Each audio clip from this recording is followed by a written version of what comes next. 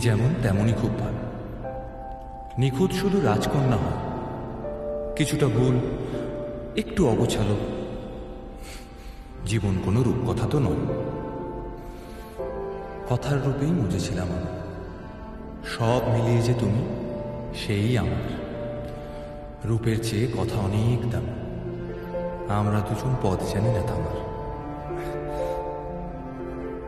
রাত জানা, তাই চোখের কোণে কালি।